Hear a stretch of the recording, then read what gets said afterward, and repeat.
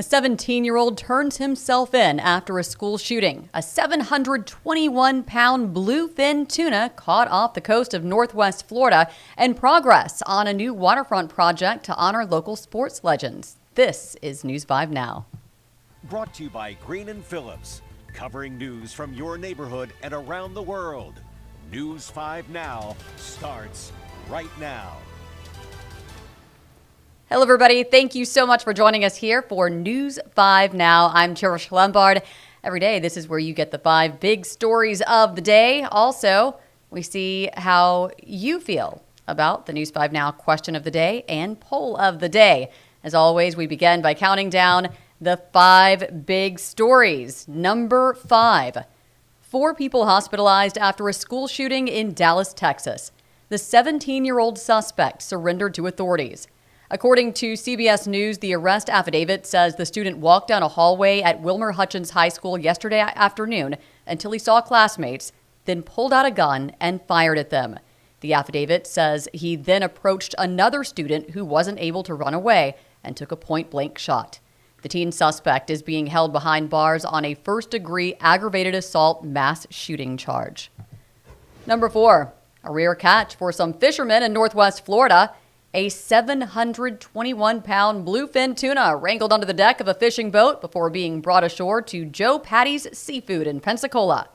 The fishermen say they were about 112 miles out yesterday when that huge fish ate their bait. After nearly 5 hours, they had their 107-inch long fish, but although it's big, it is not the state record. Florida's bluefin tuna record is 888 pounds, 110 inches. Number 3, Fairhope's mayor plans to run for re-election. Sherry Sullivan made that announcement this morning. She's been Fairhope's mayor since 2020 after defeating then-mayor Karen Wilson. During her time in office, Sullivan has helped spearhead a number of projects, including improvements to the city's utilities and traffic systems. She plans to kick off her re-election campaign at Provision 2 weeks from today. Now to number 2, we've talked a lot about flooding in Baldwin County over the past couple of weeks. Those waters, thankfully, have receded, but one woman in Orange Beach says she's been dealing with flooding on a daily basis for years. So she's building a wall to try to stop it. On WKRG News 5 at 6, Debbie Williams is getting her story, which she says includes her being forced to move from the place she's called home for 17 years. Number 1, 6 statues honoring local sports greats are now up at Mobile's Hall of Fame Walk. Work on the project in downtown Mobile started in 2023 when city leaders broke ground on the site between the Mobile Convention Center and Cooper Riverside Park. In July 2024, statues of Hank Aaron and Satchel Paige arrived in the port city, followed by Robert Brazil and Billy Williams in September, then Ozzie Smith and Willie McCovey. They have all been in storage until today. Satchel Paige was the first to go up this morning. This nearly $10 million project was paid for through the Downtown Tax Increment Financing District. And those are your 5 big stories of the day. So let's go on to Facebook, the question of the day, and see what everybody is saying. The question is a loaded one. I've always heard, as long as people are talking about you, you're relevant. You just don't want people to stop talking. So whether they're talking behind your back, which I guess in this case they would be, what do you hope they're saying about you? How do you hope they describe you? This should be really interesting. I'm interested to know where this question came from. Jamie says, one of a kind. I'm thankful for that. I like that. You are one of a kind. Stephen says, don't care. It only matters what God thinks. Cindy says she was a tough old broad. Lee says, I can't be concerned with someone else's blurred opinions. Jenny says that I am a godly person and they can see Christ in me. Also that I care about others. Steve says, or not unorthodox and bout crazy. Yeah, we have a lot of different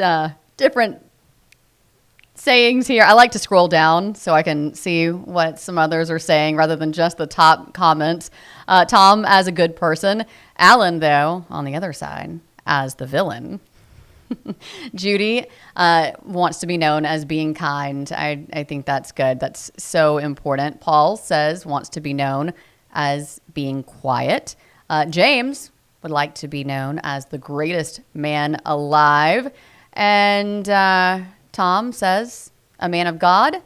Eric says big sexy. And that is where we will end on how you hope people will describe you.